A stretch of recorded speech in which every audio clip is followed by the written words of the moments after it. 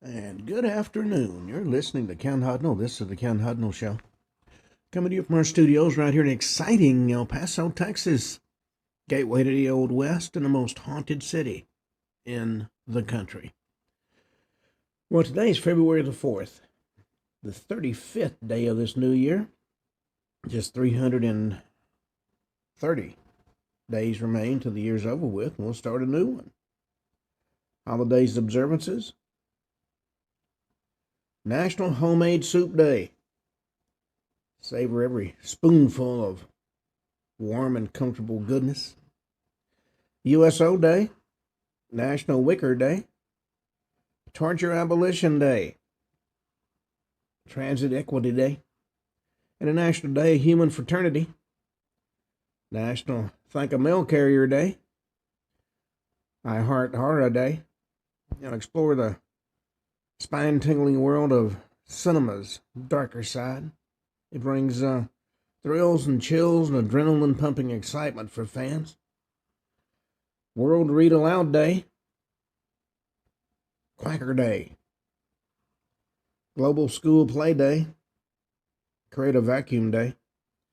National Girls and Women in Sports Day. Liberace Day. And if you never saw his show growing up, you really missed something. There was, every afternoon, I'd wait to see what the news show would be on what was called The Big Show, which was movies about action adventure and lost treasures and lost worlds. Before that came on, we had 30 minutes of Liberace playing his piano. It was interesting. National Hemp Day. Facebook Birthday. National Signing Day. National Sweater Day. National Stuffed Mushroom Day. Mouth-watering, bite-sized delights bursting with savory goodness. Majewel Date Day. Rosa Parks Day. World Cancer Day. Women's Heart Week. Shape Up with Pickles Time. World Interfaith Harmony Week. Publicity for Profit Week. National Green Week. Artes Mundi. Tapati Festival. Tinnitus Awareness Week. And if you've never had tinnitus, which is a ringing in the ears, you've really missed something, let me tell you. Venice Carnival. La Poutine Week. National Storytelling Week. Tapati Rapa Nui Festival. Pay Your Bills Week. International Networking Week. Feeding Tube Awareness Week. National School Counseling Week. Pride in Food Service Week. Boy Scouts Anniversary Week. Burn Awareness Week. Solo Dinners Eat Out Week. National Patient Recognition Week. African Heritage and Health Week. Looking for delicious, healthy cuisine, look no further than the diverse array of African dishes. And Cordova Ice Worm Festival Week. Yes, the ice worm has its own festival. Famous people born on this date: Rosa Parks, Alice Cooper, and Nicole Wallace. Well, let's see what stories we have in the news, because there's always something unusual going on. That may be the kidnapping of the mother of a show host, or an unexplained death. It's always weird. Well, experts are talking about the disappearance of the mother of NBC host Savannah Guthrie. She was taken from her home as experts raise alarms as they come up with new theories amid lack of leads. Arizona official providing few updates on the disappearance of NBC Today co-host Savannah Guthrie's mother after she vanished from her home over the weekend in an apparent abduction. Nancy Guthrie, 84, was last seen at her Tucson residence at about 9:30 in the evening on Saturday. That's according to Pima County Sheriff's Department. While the circumstances surrounding her disappearance have not been elaborated on, Sheriff Chris Nano said on Monday, "We do, in fact, have a crime." Speaking to reporters on Tuesday, Nano offered sparse information regarding the search for Nancy Guthrie. "We don't know where she is," Nano said, adding investigators starting from the point where she was last seen and fanning out from there. He previously said that Nancy Guthrie didn't leave the home by herself, pointing to her limited mobility and a health condition that could prove to be fatal if the necessary medication is not taken within 24 hours. Additionally, blood was later found inside her home, according to the Los Angeles Times. Law enforcement source told Fox News that there were blood drops leading from the entryway outside down the house pathway toward the driveway. When asked about the blood on Tuesday, Nanos told reporters the evidence from inside the house was still being tested and nothing found had pointed to a suspect. Investigators also found signs of forced entry into the house. So clearly something untoward has happened. Well, 21-year-old Minnesota church attendee reveals leftist agitators are still harassing the faithful. He's calling it a spiritual battle. Caleb Phillips, a 21-year-old regular attendee of City's Church in St. Paul, Minnesota, said the leftist agitators have continued to harass and heckle congregants going to services the last 2 Sundays after their disruption of a service on January 18th. Excuse me. He said he sees the hatred being spewed on him and other congregants as a form of spiritual battle against the church. It says in Scripture, our battle is not against flesh and blood, but it's against the evil spirit forces of the world. I think this is a situation where that's very much true, he said. Recent college graduate, he said he's been attending City's Church since October, and he felt drawn to it because of its biblically based theology and leadership. Well, the Native American tribe has responded to Billie Eilish's Stolen Land Grammy comments. The Tongva tribe in Southern California responded to singer Billie Eilish's comments, declaring nobody's illegal on stolen land at the Grammy Awards Sunday night. After accepting the Grammy for Song of the Year, the 24-year-old singer drew backlash for using her acceptance speech to attack border enforcement and immigration and customs enforcement. I don't know why these winners for their talent feel it necessary to burden the rest of us with their crazy off-the-wall beliefs. Well, there are 21 House Republicans who held out against Trump and Johnson on a $1.2 trillion spending bill. They broke with President Trump and Speaker Mike Johnson, Republican Louisiana, on Tuesday evening in an attempt to derail the $1.2 trillion spending bill to end the government shutdown, citing concerns that the legislation doesn't do enough to advance GOP priorities. Among a range of reasons, lawmakers argued the bill needed to include provisions shoring up election integrity, come with a full year of funding for the Department of Homeland Security, and eliminate the Democratic requested earmarks. Lawmakers that voted against the measure included Representatives Andy Biggs, a Republican of Arizona, Lauren Boebert, Republican of Colorado, Josh Breeden, Republican of Oklahoma, Tim Burchin, Republican of Tennessee, Eric Burlison, Republican of Missouri, and a long list of others. Thomas Massey, Republican of Kentucky, condemned what he saw as a failure to shore up election integrity with the exclusion of the Safeguard American Voter Eligibility Act. That bill required photo ID for registering voters looking to participate in federal elections. There's a lot of feeling that if you show up, you should just be able to vote, whether you're here legally or not. Well, Palantir's Shyam Sankar said the U.S. has to use AI as a slingshot against China or face economic defeat. He's the Chief Technology Officer and Executive VP of Palantir Technologies. Told Fox News in a new interview that the U.S. is in a competition with China when it comes to artificial intelligence and keeping American workers competitive. Having experimented with AI, it's quite a number of uses. You just have to kind of understand that it does have some limitations. Well, a popular chip brand exits a coastal hometown after decades as the workers face layoffs. Popular potato chip brand is leaving its coastal hometown after more than 40 years of operation. but its signature name is going to remain. Campbell's Company announced it was closing the Cape Cod chip plant in Hyannis, Massachusetts, according to a January 29th news release. That brand was founded in Hyannis, a beach town known for its association with the Kennedys. And the plant, which will end production in April, has been in use since 1985.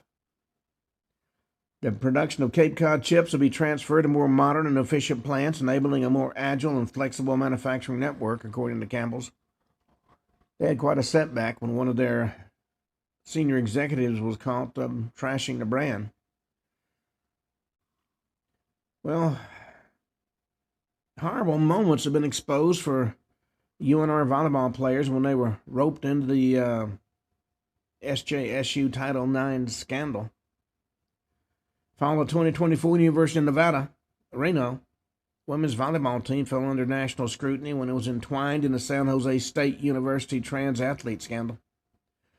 U.S. Department of Education announced that it had found San Jose State University in violation of Title IX on Wednesday, and weeks earlier it announced that University of Nevada at Reno is now under investigation for potential Title IX violations for its handling of a scheduled match against SJSU in 2024.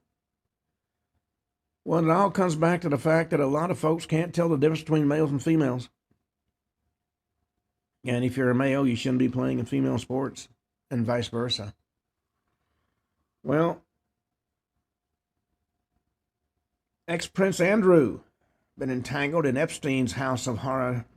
It's triggered a new nightmare for Prince William, according to experts. Andrew Mountbatten Windsor's entanglements in Jeffrey Epstein's house of horrors has become a nightmare for King Charles III and his heir, Prince William, who are desperately trying to distance themselves from it. The disgraced former royal appears in 3 newly released photos from the last batch of files made public by the Department of Justice in connection with an investigation into the convicted sex offender.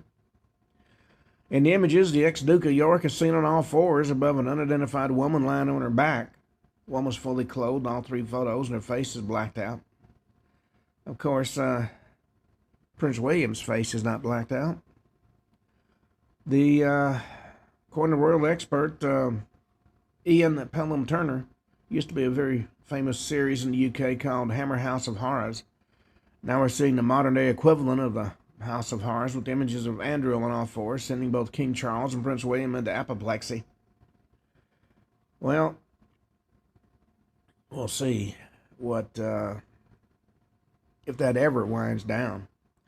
Well, PepsiCo is going to slash prices on popular snacks after there's been a consumer backlash. Lay's, Doritos, Cheetos, and Tostitos brands will see price cuts. They're going to cut the prices by as much as 15% as soon as this week to address consumer backlash over recent price hikes. Snacks will see prices lowered, including products under its Lay's, Doritos, Cheetos, and Tostitos brands. It comes after the company got an influx of messages from upset consumers over the past year. Food prices in general have remained elevated even as broader inflation has cooled. Grocery prices actually rose 2.4% on an annual basis in December 2025, according to the Bureau of Labor Statistics Consumer Price Index, and they've surged since the COVID-19 pandemic. And frankly, the jury's still out on whether COVID-19 was real or put up. Well, leaked documents will expose Khamenei's secret deadly blueprint for crushing Iran protest. Leaked documents from the Iranian regime reveal a coordinated plan by its security apparatus, approved by Supreme Leader Ayatollah Ali Khamenei, to violently suppress nationwide protests using force, surveillance, and internet shutdowns. Excerpts of the documents reviewed by Fox News show that Iran's Supreme National Security Council developed a strategy after the 2019 nationwide protest that came amid fuel price hikes and economic collapse.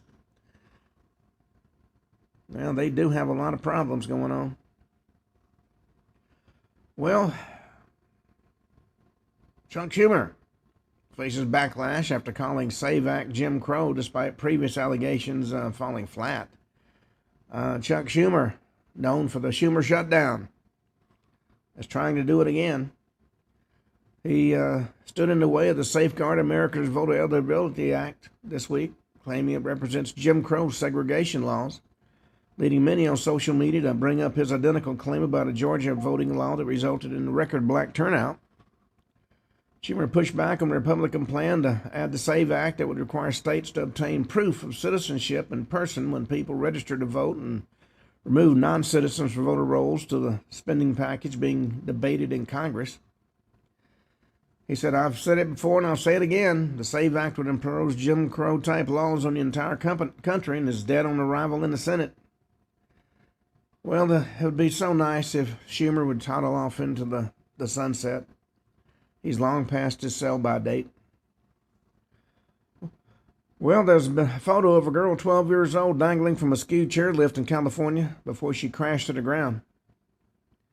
A jaw-dropping video was captured, showed the traumatic moment a 12-year-old girl plunged to the ground after dangling from a ski chairlift in California. Frightening incident happened Saturday at the Mammoth Mountain Ski Resort, where the visiting snowboarder appeared to be unsecured in the chairlift. The video went viral on social media. She appeared to grip the chairlift in a desperate struggle as her feet flailed in the air, still strapped to her snowboard. Several mountain staff members were seen rushing over to help, placing padding and a safety net below in an attempt to catch her fall. The girl then crashed to the ground, tragically missing most of the safety net, according to the footage. Rescuers appeared briefly in shock before they scrambled to help her. A woman claiming to be the girl's mother commented on the post, saying her daughter miraculously walked away with no broken bones or major injuries. Well, if that's true, that was absolutely a miracle. Well, Blake McGuez, who said Senator Cassidy sucks, dropped his Senate bid for a House run.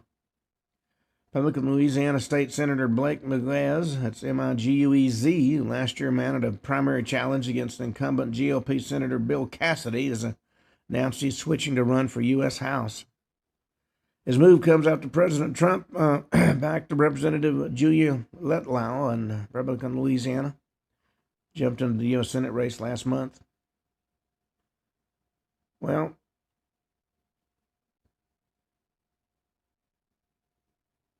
Jesse Waters has had some interesting comments to make, where about Democrats scaring women for votes. He asked, "What kind of sick people are we dealing with here?" And you have to look at some of the strange things the Democratic Party has done. Well, the question has come up: could humans live to be 150 years old? Geneticists share why it may be possible. Humans are already living longer than in past generations, according to global statistics. U.S. life expectancy rose to 79 years in 2024, marking an all-time high, according to CDC data, with 2025 lifespan numbers expected to improve even further. Likely the result of a decline in deaths from COVID, unintentional injuries like drug overdoses, heart disease, and cancer, according to data. This trend continues. One geneticist predicted humans could someday live as long as 150 years, based on growing research in biological aging and rejuvenation. Dr. Steve Horvath, a principal investigator at the Altos Labs at Cambridge Institute of Science in the UK, made that prediction in a feature with Time, although he didn't offer a timeline when it might occur. He said 150 is a fashionable number now. I've no doubt it'll happen. Only question is when. Well, major public school board simulates parent terrorist attacks after a fatal accident kills a student. Shortly after a student was killed in a fatal accident involving a school maintenance vehicle, the board for Loudoun County Public Schools held a closed-door safety training for staff in which dozens of actors simulated parents unleashing terrorist activity, according to a report. Nick Minnock, a reporter for the Washington, D.C. area outlet ABC7, posted on X that the controversial Virginia School Board hired 30 actors to portray Loudoun County parents in a mock terror attack scenario. Minnock wrote that the actors filled the seats like parents normally do during school board meetings, but broke out into a frenzy of screaming and running and yelling. One parent in the scenario was supposed to have a gun. Staff were instructed to run and hide and fight, according to ABC7. You know, for supposedly intelligent people, A lot of school board members are acting totally crazy these days. Well, Jimmy Failure said Billie Eilish's cries of stolen land that goes home to her $2.3 million California mansion on land that belongs to the Tongva tribe historically. And I would have to ask again, how far back do you have to go before you don't find people getting deeds to land? The fact that some ancestor may have set up a tent on a particular piece of land doesn't mean that they owned it. And for these whack job singers and actors and so-called celebrities coming up with these crazy ideas is not helping things.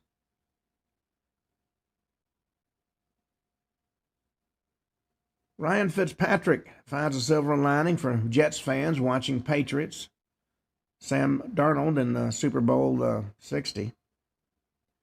While most football fans are excited to see New England Patriots and Seattle Seahawks match up in the Super Bowl, there is one fan base that could be staring at this game as the worst possible matchup. New York Jets haven't seen the playoffs in 15 years. Worst mark of any professional sports team in the U.S., and fans certainly would have happy to see a 3-14 finish in the first season under head coach Aaron Glenn. But to make matters even worse, the Patriots are the AFC East rival who are with them with back-to-back 4-win seasons. Turn around quickly with Mike Rabel at the helm and Drake May turning into an MVP candidate in just his second season. Well, FCC chair has brushed off Kimmel and Colbert outrage over the latest policy push. Federal Communications Commission Chairman Brendan Carr is brushing off the blowback he's gotten from the late-night hosts Colbert and Kimmel over the agency's announcement that could impact their liberal programming. Carr said during an interview with Fox News, "I didn't get a chance to see Kimmel or Colbert live. I don't have difficulty falling asleep on my own. And so I do that without the aid of their programming." Colbert and Kimmel lashed out after the FCC announced it's providing guidance to ABC, CBS, and NBC to adhere to the statutory equal opportunities requirement signed the Communications Act of 1934, including their airing of late-night and daytime talk shows. Under Section 315, if a broadcast station permits any legally qualified candidate for public office to use its facilities, it has to provide an equal opportunity to all other legally qualified candidates for that office. That's according to a press release issued by the FCC last month. And unfortunately, the late-night talk show circuit has become a Democratic cheering section. Well, on that note, let us go to our topic for today. Now, we've been talking about strange things. And there's a lot of strange legends that I've come across as I've researched for my various books and my various show segments. I'm going to talk about some of those today. And one place that has gained a lot of notoriety, I guess you could say, is Mount Shasta, situated at the southern end of the Cascade Range in Siskiyou County. It's 14,161 feet tall. It towers above the landscape of Northern California, 40 miles south of Oregon and midway between the Pacific Ocean and the Nevada border. It's a volcano that, according to geological evidence, erupts every 600 to 800 years. It's been alleged that the most recent eruption, or so folks have inferred from the testimony of an observer looking to land from a ship at sea, occurred in 1786. This witnessed eruption may not have been of Shasta. That issue has long been in dispute. White folks didn't start settling in that area until 1827. Before that, it was the few settlers were primarily Native American. The lakes and rivers and forests surrounding the mountains makes Shasta a major tourist destination, don't you know? Whatever its distinctive beauty and national features, Mount Shasta is best known around the world for the curious lore associated with it. Its most celebrated legends that owe more to conscious fabrication and traditional folklore are barely more than 100 years old. Older supernatural myths and tales that come from the American Indian tribes who lived or have lived in the area are just as interesting and in some ways more intriguing. For example, besides the ubiquitous belief in a race of supernatural, often invisible little people, world-wide fairy tradition with cultural variations, natives spoke of their fear of cave-dwelling hairy giants. The Shupchers, who dispatched their victims by embracing and crushing them. As Bigfoot and Sasquatch, such creatures, although minus murderous impulses, would survive, at least in supposition and testimony, well into the modern times. Now, Shasta's international occult landmark is a good part. However, the consequence of the imagination of Frederick Spencer Oliver, born in 1866. 2 years later, his parents and he migrated from Washington, D.C. to Eureka, California, just north of Shasta, where the family sought to secure its fortune in prospecting. 1883, while engaged in surveying the boundaries of the Oliver mining claim, the young man, while inside an inspiring peak of Mount Shasta, experienced a sudden urge to start scrawling sentences in his notebook. Confused and alarmed, he said he hastened on home and sat down. He watched his hand, clutching a pen, fly across the page. Known to both occultists and psychologists as automatic writing, it sometimes produces whole books, often as not said to be dictated by superior discarnate intelligences, and this is how it is claimed to dwell on 2 planets came to be. He continued to write. The narrative arrived in spurts, no more than a few pages at a time, and he completed that manuscript finally in 1886. Afterwards, he tried without success to get it published. One copy of that manuscript burned in a train wreck on the way back from New York. Oliver expressed some ominous sentiments in a November 22nd, 1897 letter to a correspondent. He said, many months ago, Philos, who evidently channeled his thoughts through Oliver, informed both myself and Mr. Putnam. Presumably we're talking about publisher G.P. Putnam, that there were evil opponents in Philos' own realm that would make every possible effort to defeat the appearance of his book. Simply if that train wreck, if by it the manuscript is lost, was the crowning effort in this opposition. The manuscript that was gathering dust when Oliver died before his time and at age 33 in 1899 may well have been lost if his mother, Mary Elizabeth Manley Oliver, with assistance of family friends, and paid for its publication as a 423-page work in 1905. And it had the byline, Philos, the Tibetan, speaking in the novel's characteristically obese pose, one character intones, and someday the world will hear of him, the central character, that is.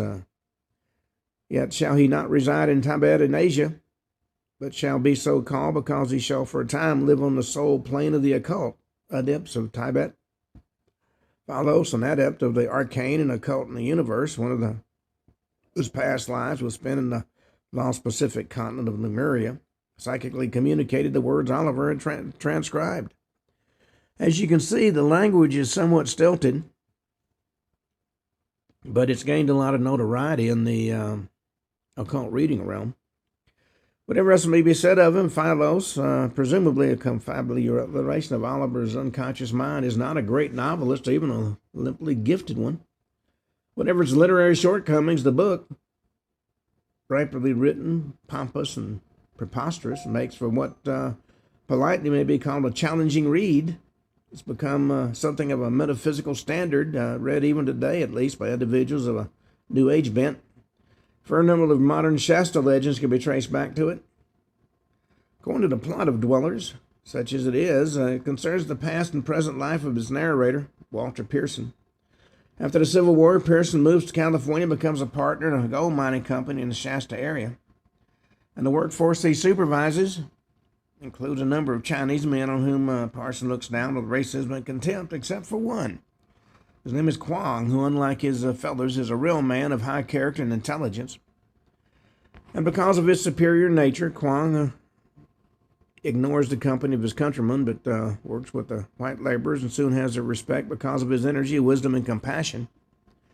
One day, as Pearson and Kwong are on an outing in the wilderness, a grizzly bear rises up about to attack Pearson, who's armed only with a knife. Suddenly, Kwong appears, walks calmly around the bear, and orders it to lie down. Then he sits on it and pets the creature, which licks his hand, and then departs off into the woods. Soon Pearson learns that Kwong is an ancient master of the mystic arts, a member of a secret brotherhood that lives inside the mountain. The two enter through a hidden door and meet other masters inside a luxurious temple. Pearson's initiated into the occult mysteries, and another of the masters takes him in his astral body to Venus, known to its inhabitants as Hesper. And on that planet, the Pearson learns of his previous lifetime in Atlantis, where much of the story is set. Eventually, Pearson is transformed into Philos, a cosmic guardian. Although neglected by modern writers on Shasta, Eugene Thomas's 1894 novel, Brotherhood of Mount Shasta, helped shape the evolving occult beliefs that Dweller set in motion. The protagonist, young Donald Crane, finds that a colony of masters, descended in part from Lemuria, lives secretly inside the mountain. Crane goes through 7 steps on his way to mystical enlightenment before joining the Sacred Brotherhood. Well, if Frederick Spencer Oliver and Eugene Thomas first put forth the idea of Mount Shasta as a hideaway for a lost colony of mystic adepts with sunken continent connections, a man who shared a middle name with Oliver, Harvey Spencer Lewis, who died in 1839, did much to fill in the details and reinforce the link between Shasta and Lemuria. In his early adult life, Lewis, a journalist and editor in New York, developed interest in psychical research and occultism, much of it focused on Rosicrucianism. 1909 in France, he was initiated into the order. On his return to the U.S., he became the first imperator of the ancient mystical order Rosicrucius, founded in 1915. 1920s, this order, abbreviated as AMORC, moved to San Jose, California, where the organization, which still exists to this day, remains headquartered. Writing as Zelvius in the August 1925 issue of the Rosicrucian magazine, The Mystic Triangle, Lewis declared, for 50 years or more, the natives of Northern California and tourists and explorers and government officials have confronted facts and some fancies to the accumulating mass of evidence proving the existence of the mystic village, that's a name used by common agreement, and supplying the most astounding facts ever attributed to human beings. These facts included numerous observations of mysterious phenomena on the mountainside, as well as the regular appearance of odd individuals dressed in pure white robes, gray-haired, barefoot, and very tall, paying for goods with nuggets of pure gold. Well, at midnight throughout the whole year, a ceremony is performed in this village called the Ceremony of Adoration to Gautama. This latter word is their name for America. And the real purpose of the ceremony is to celebrate the arrival on this continent of their forebears, when the continent of Lemuria disappeared beneath the quiet waters of the Pacific. At such ceremonies, wonderful lights are used to such an extent the whole southern side of Mount Shasta is illuminated and made visible at great distances. And these same lights are used at sunrise daily and are often seen by passengers on the Shasta Limited. That's a train that passes Shasta at about sunrise in certain seasons. And though inclined to reclusiveness, the Lemurians, numbering no more than a few hundred, were good neighbors, helping farmers grow bumper crops with their advanced agricultural knowledge and making generous charitable contributions. On one occasion, apparently unremarked upon in the local press, a Lemurian walked all the way down to San Francisco, where he was given the key to the city, much to the embarrassment of the simple soul who came to bring greetings to the anniversary of the establishment of their community in California. While either Lewis was extraordinarily credulous or he was simply imaginative and making it up as he went along. Needless to say, the actual residents of the Shasta area know nothing of any of this until occult pilgrims started showing up and asking them questions. In any case, his piece completed what Oliver had begun, linking lost continents and survivors holed up at Shasta. 1931, AMORC published a book titled Lemuria, the Lost Continent of the Pacific. Its author was identified as one Wishart Spindley Curvey, in fact, a clumsy anagram of Harvey Spencer Lewis. The book essentially is a considerable expansion of the original Salvius piece, identifies coastal California as a product of a collision of the eastern edge of the broken up, sinking Lemuria with the North American continent. Just before that catastrophe, though, a group of wise Lemurians had already relocated to the top of Mount Shasta, knowing to be safe there from the rising waters. Well, if any of this is true, then maybe Billie Eilish is on land that belongs to the Lemurians. Consider. True Lemurians, in this account anyway, did not and do not look exactly like us. They're 7 feet tall. They've had large foreheads topped with short hair, thick and long in the back. In other words, they've got mullets. Walnut-sized lump in the middle of their foreheads represents what amounts to a third eye, through which they sense distant sights and images and engage in telepathic exchanges with their fellows. The third eye also gives them access to all knowledge of time, space, science, spirit, and history. You'd think they were members of Congress, as brilliant as they purport themselves to be. Not all Lemurians perished in the cataclysm. The others scattered and lost their distinctive characteristics to become the ancestors of the present human race. But the Shasta colonists, by keeping to themselves and discouraging outsiders from any but the most minimal interactions, have preserved the otherwise lost race in its original form.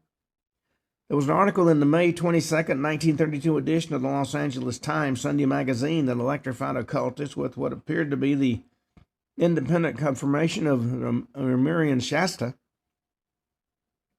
Writer Edward Lancer reported that on a recent trip from Los Angeles to Seattle aboard the Shasta Limited, it awakened early to catch the sunrise.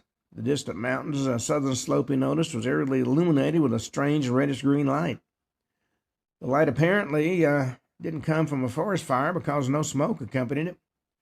Later on, while he was eating breakfast, he spoke with the conductor, inquiring if he knew anything about the curious phenomena. And supposedly the conductor told him it was the Lemurians. They hold ceremonies up there. On his return trip, Lancer said he drove to Siskiyou County and spent the night in Weed. Lancer related, I discovered that the existence of a mystic village on Mount Shasta was an accepted fact. Businessmen, amateur explorers, officials, and ranchers in the country surrounding Shasta speak freely of the Lemurian community, and all attested to the weird rituals that are performed on the mountainside at sunset, midnight, and sunrise. Also, they freely ridiculed his avowed trek into the sacred precincts, assuring him that an entrance was as difficult and forbidden as an entrance to Tibet. Well, it appeared that although the existence of these last descendants of the ancient Lemurians have been known to Northern Californians for more than 50 years, only 4 or 5 explorers have penetrated the invisible protective boundary of this Lemurian settlement. Nobody's ever returned to tell the tale, though, and it's safe to say that 50 out of 100 people living within a reasonable distance of Shasta have at some time or other tried to approach the Lemurians, yet most folks who are known to have penetrated at least part of the mystery still vehemently deny, perhaps out of some well-founded fear, having much such an investigation or having any knowledge concerning the Lemurians. Lancer also cited the alleged telescopic observations of Lemurian activity by the eminent scientist Professor Edgar Lucien Larkin, for many years director of the Mount Lowe Observatory in Southern California. Larkin is also mentioned in the Lewis Lemurians Chronicles. Only run for public relations purposes with the Pacific Electric Railway, Mount Lowe Observatory is more a tourist attraction than a scientific establishment. And Larkin was no scientist, eminent or otherwise, but the Hearst newspaper contributor, inventor, and Atlantis buff who died in 1924. Additionally, as William Bridge Cook demonstrated in a later article in the Mount Shasta Herald, June 27, 1940, optical and geographical reasons, Larkin could not have seen what some accounts claimed he saw from his vantage point 800 miles to the south. In any event, the whole issue is surely moot, since there's no reason to believe that Larkin himself ever made these claims. As far as anybody can determine, they first saw print in 1925 when Lewis publicized them, and Larkin was conveniently not around to dispute them. Though frequently cited as esoteric literature, Lancer's story appears to be either a parody or an outright hoax. seems to have drawn in equal parts on Lewis's writings, especially the Salvius piece, and on Lancer's only freewheeling imagination. We can only infer as much because the Time Stories was his one and only one, with lasting contribution to the Shasta myriad lore. In its August 1935 issue of the Rosicrucian Digest, it was a warning to readers of fraudulent mystics, unnamed but possibly the emerging psychic charlatans Guy and Edmund Ballard, claiming to have discovered Lemurian temples at Shasta and offering to lead deep-pocketed pilgrims to them. Naive believers will lose time and money as well, the magazine predicted. The next year, AMRC went further in a letter to the Mount Shasta City Chamber of Commerce. May 28th, the Mount Shasta Herald reprinted portions of the communication that accompanied a copy of the AMRC published book on Lemuria. AMRC declared it was amused by the rumors that we originated these tales about Lemurians, or merely accepted them as facts. We're no more responsible for these facts than is the publisher who publishes Andersen's fairy tales of the Arabian Nights. In other words, the book was never intended to be anything other than a collection of colorful folk tales. They were warned of phony expeditions whose unnamed guides always managed to find an excuse for their failure to deliver the promised goods. Presumably, AMORC's fear of potential legal liability was such that it was willing to jettison its own book, certainly not issued initially as an anthology of yarns and myths, though Lewis can only have been a conscious fabulist who created much of the lore out of his own head, not out of pre-existing Shasta traditions. The AMRC was already moving away from its founder's claims of fresh-and-blood Lemurians living on the mountains. In the Rosicrucian Digest of January 1966, John P. Scott recounted his inquiries in the area. He said no storekeepers in the vicinity have ever exchanged merchandise for gold nuggets with any strange inhabitants of the mountain. They know the Lemurian temples or ruins on the mountains anybody can find. Nevertheless, although many of the stories AMRC itself had promoted were, strictly speaking, hooey, the Lemurians did exist. If not here, there were other places and other planes. He explained a lot of earthbound spirits from the old civilizations once existed in this locality are still there, held closely by their materialistic ideas. Mount Shasta seems to us to be a so-called sensitive spot in which it's easier to contact those on the other planes than in most other places on the planet. This notion echoes a concept that figures in Oliver's book, not in the novel's narrative, but in an interlude within the text, known as the Seven Shasta Scenes. A long tunnel stretches away far into the interior of the majestic Shasta. Only unthought is it that there lie in the tunnel's far and vast apartments the home of a mystic brotherhood whose occult arts hollowed that tunnel and mysterious dwellers, Satch the name is. Well, a lot of folks talk about these stories, repeat the tales, but never go to see if they're true. Well, Lewis Spence was not yet another pseudonym of Harvey Spencer Lewis. He was a Scottish journalist, political activist, folklorist, and occultist. Among his fascination was the subject of lost continents, on which he wrote several important books. One of these, written in 1933, was The Problem of Lemuria. Spence cited Lancer's account of the Shasta Lemurians in the context of Lemurian survivals. Proof that a native white race once dwelt in the Pacific area and that its vestiges are still to be found there, as I'm convinced of the highest moment up to the study of the difficult question, he wrote. Well, typically, years after the supposed fact, several individuals claimed to have met mystic masters on the mountains in the early 1930s. Most notorious of these individuals was Guy Warren Ballard, who died in 1939. He anticipated the post-1947 flying saucer contactees who allegedly interacted with wise, beautiful Venusians, though with Ballard, these encounters were in Wyoming's Grand Tetons. As related in Unveiled Mysteries in 1934, he wrote under the pseudonym of Godfrey Ray King. His mystical adventures began on Shasta one day in 1930. When he was thirsty and looking for a spring, in the course of his search, he met a handsome young stranger who he first took to be a fellow hiker. The young man asked for Ballard's cup, which he filled with a richly textured liquid. On drinking it, Ballard felt something like an electric shock run through him. Within a few minutes, he saw his companion's face and body and clothing become the living, breathing, tangible presence of the Master, Saint Germain. He stood there before him, he said, a magnificent godlike figure in a white jewel robe, a light and love sparkling in his eyes that revealed and proved the dominion and majesty that are his. Well, for those that, I just saw an email that said, what the heck is an Lemuria?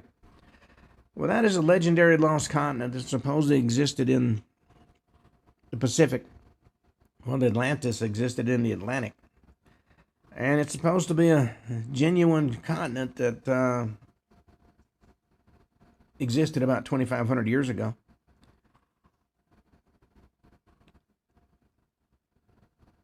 Now, Saint Germain supposedly told Ballard that he'd been directed to initiate the seventh golden age. Spent centuries roaming Europe trying to find an embodied human being sufficiently advanced to receive the great law of life and lead the effort on Earth. Unsuccessful, he had shifted his effort to the United States, where he encountered Ballard, who Saint Germain designated, along with Ballard's wife and son. They called him the accredited messenger of the ascended masters. Ballard experienced other dramatic metaphysical diversions, though not at Shasta over the several years that remained to him. With his medium wife, Edna, and his son Donald, he spent the rest of the 1930s on the road promoting I Am, an ascended master activity, a sect which outside its following is reviled for its authoritarian structure, fascist ideology, and dubious financial dealings. A channeler by the name of Nola Van Valer, who died in 1979, reported she and her husband Jerry met masters at Shasta as early as 1930. That spring, Jerry had traveled by train to the area where he met Ma Long in the town of McLeod. Story reminiscent of Ballard's, the mystic master produced a bowl of soup that tasted like nothing I never tasted before. I drank the soup and became so alive with vibrations I was at complete peace and rest within myself. In June, his wife joined him, and the two underwent a cult education at the feet of Shasta masters. In Mysteries of Mount Shasta, that came out in 1949, Maurice Doreal, born Claude Doggins, and founder in 1929 of the Brotherhood of the White Temple, recalled his 1931 encounter at the mountain not with Saint Germain and Lemurians, but with Atlanteans. In Doreal's telling, he was lecturing in Los Angeles when two persons from Mount Shasta came to hear him. After a few days, they whisked him to Shasta, first drove him to the city's outskirts, and they covered his face with a thin, transparent mask. And according to what he later wrote, they gave me a belt with two little pockets on the side and a row of buttons. I didn't know what was going on. Each one took me by the arm and told me to press certain buttons, and I went through the air like a rocket plane, and we rose until the earth looked like it was almost fading out of view. I breathed perfectly because something in that mask over my face condensed the breath, and it seemed that around us there was a shell of some kind of force because I could hear a humming noise all the time. When we came down, it seemed like almost no time had passed, probably 15 or 20 minutes. We landed about 2/3 up at the side of Mount Shasta, landed in front of a small building. And there Doreal entered a great city encased in a cavern illuminated by a giant glowing mass of light, condensed from a blending of the rays of the sun and the moon, he said. Atlanteans there lived in white marble mansions amid vast gardens. He learned the evil Lemurians were kept under the watchful eye of the good Atlanteans who have them imprisoned on remote Pacific islands. And it should surprise nobody that Doreal was the owner of a massive library of science fiction books and contributed to the letters as sections of amazing stories and other science fiction and pulp magazines. In a work called The Golden Goddess of the Lemurians, in 1970, Abraham Joseph Mansfield devotes a chapter to someone else's alleged 1931 Shasta experience. On a hunting expedition with Mansfield, the unidentified individual shot and wounded a deer on the northeast side of the mountain. And as he searched for it, he'd lost his bearings. Darkness fell. Eventually, exhausted, he laid down. About 3:30 in the morning, a voice woke him up with the question, "Why don't you come with me?" The speaker, 7 feet tall, identified himself as a Lemurian. The man was led deep into the bowels of the mountain, into the Lemurian's residence, a beautiful golden cave. And in there he slept on a golden bed, his head pressed against a golden pillow. Lemurian spoke of a vast network of tunnels connecting Shasta and other surface locations to the center of the earth, where most Lemurians reside. The writer saw plates and golden-lined shafts and tables and chairs unbelievably monstrous in size. In due course, the man returned to the mountainside and found his way to Mansfield and the car they'd arrived in. Well, not to be outdone, apparently, Mansfield outlined his own experiences with the Lemurians. He viewed their plates of time, assembled for the future generation to preserve the knowledge they had about atomic power, or so that a new generation would use it wisely and respect the powers of God. 1934, the Lemurians, are reported, anointed him chief of their gods, a position he held until his death 5 decades later. Previous chief of the Lemurians' gods, according to Mansfield, was a certain J.C. Brown. According to Mansfield, Brown was the assumed name of a British mining engineer, Lord Arthur J. Cowdray. Another source says that Brown was merely an employee of the Lord Cowdray Mining Company of London. But be that as it may, somebody calling himself J.C. Brown really did exist, showing up in Stockton, California in 1934 as a 79-year-old man. And he had certainly a fantastic tale to tell. 30 years earlier, he said he'd come upon a curious patch of rock on a Shasta cliff. As he examined it, he discovered that it blocked the entrance to a cave. He dug through the rocks and found debris and brush at the cave mouth. And the more he dug, the more interesting things got, and soon he was looking down into a tunnel that went deep into the mountainside. Eventually, he found rooms of copper and gold plates, as well as shields and swords and statues. And from the look of things, the occupants certainly left in a hurry. In due course, they came upon the skeletons of giants, the smallest of which was 6.5 feet tall, the largest more than 10 feet. There were 27 skeletons in all. Brown was vague about what he did during the next 3 decades, except to note that he had learned the artifacts were of Lemurian origin. He'd come to the decision they should be shared with the larger world. Now he wanted to organize an expedition at his own expense, surprisingly enough, to recover the materials at the place he knew. So every night for 6 weeks, prominent and other Stockton residents, 80 of them, met with Brown to plot the expedition as visions of untold riches danced in their heads. Brown promised them a yacht so they could all go north by water. They'd leave at 1 o'clock on Tuesday, June 19th. Well, surprisingly, or maybe not so surprisingly, Brown didn't show up. Never seen again. 1957 advertising brochure distributed by the Chambers of Commerce of 3 Shasta area towns, including the municipality of Mount Shasta, took note of the tradition as it evolved by mid-century. It's part of the legend that a druggist and weed is the Lemurians' contact for necessary supplies.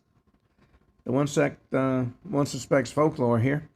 Inside joke for the amusement of local business operators. According to the article, the entrance to their caves is supposed to be in Bolum Canyon, north side of Mount Shasta. In a rambling feature published in the Winnipeg Free Press in March 1941, Charles W. Montrose wrote that a black city of the clouds figures in the legends of American Indian tribes in northwest Canada. Not only that, according to Montrose, but living persons reported that they had actually seen it themselves. The city sits atop a peak in the Mackenzie Mountains along with the Yukon Territory Northwest Territories border, over valleys that are lush and tropical in spite of its location. And these valleys, like the city, are unknown to conventional geography because they're hidden in vast unexplored territory between the 55th parallel and the Arctic Circle. And among Montrose's supposed inhabitants was a trapper who though he had since mysteriously disappeared, who had raised vegetables of an immense size over a matter of a few weeks. Well, the Black City of the Clouds gets its color from the volcanic rock from which it's constructed. The individual buildings are architectural marvels, accompanied by beautiful golden-haired, golden-skinned people who are advanced in science and spirit. They've already access to a rich variety of precious and semi-precious metals, and witnesses, who were, of course, not named, have seen strange multicolored lights that at certain times of the year, under particular conditions, blaze from these mountaintops with great brilliance and a fearsome intensity. Of airships of strange design, which miners roaring from motors and blasting propellers rose vertically into the air from the depths of the valley and disappeared with incredible speed. Montrose's larger story is unbelievable. No other available sources mention legends or reports of a black city of the clouds in that area in question. Maybe here's an embellishment or garbled version of the Silent City, which appears in other stories. The reference to strange flying objects is interesting. Precisely similar phenomena have been reported in abundance as UFOs since early summer 1947. Almost entirely unknown to any except direct witnesses before that. So maybe Montrose picked up on something with a degree of factual content. An enthusiastic, uncritical consumer of occult literature, Montrose linked the Black City and its golden residents to Lemuria, though affording a more physical beauty than other accounts conceded. Black City was tied to another Lemurian outpost, Mount Shasta. Same type of airship that legend is rearing silently out of the Shangri-La of the Mackenzies has often been reported as having been seen by settlers living in the vicinity of California's Sacred Mountain. Same invisible force or wall of invisible resistance is reported to guard and block the passages leading to the Black City have actually been experienced by the curious who sought to view the sacred rites or festivals conducted by original Lemurians in the vicinity of Mount Shasta.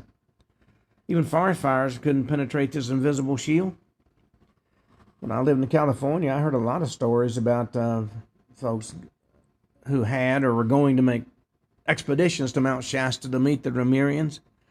Nobody ever showed me any evidence, but there were certainly a lot of stories. Around 1937, the mysterious gentle bearded men who came down the mountain to purchase supplies, paid for with pure gold, and the nearby small town of Weed ceased appearing. Area residents also stopped seeing the weird lights and other odd manifestations on the mountain, leading Montrose to surmise that the Lemurians have gone north to join their brethren and the Golden Ones in the Black City of the Clouds. Well, maybe yes, maybe no. There's been a lot of stories about secret cities. The era of flying saucers really got its main start in June of 1947 with the sighting of a fleet of 9 shining discs over the northern Cascade Range. Shasta, you might remember, is in the southern Cascade Range. As saucers entered the imagination of, among others, mystically inclined Americans, it was inevitable that they've become fully incorporated into the evolving Shasta mythology. Like everywhere else, the Shasta region had its share of UFO sightings of mysterious nocturnal lights and puzzling close encounters. But for the occultists, they were somewhere between the validation of pre-existing beliefs or just a kind of background noise. Hardcore Shasta lore would draw on terrestrial lost race and extraterrestrial beings in equal measure. And most of all, it would foster on contact and communication. As with saucer contactees who identified themselves as space visitors, the latter 20th century produced self-identified Lemurian inhabitants of the mountain. In fact, a writer who's done a lot of books in this area, known as Commander X, sums up the major threads of the current Shasta-focused New Age lore in some of his writings. He said the Lemurians are often seen wandering in the region. They can be recognized due to the fact they're quite tall in the 8 or 9 foot tall range.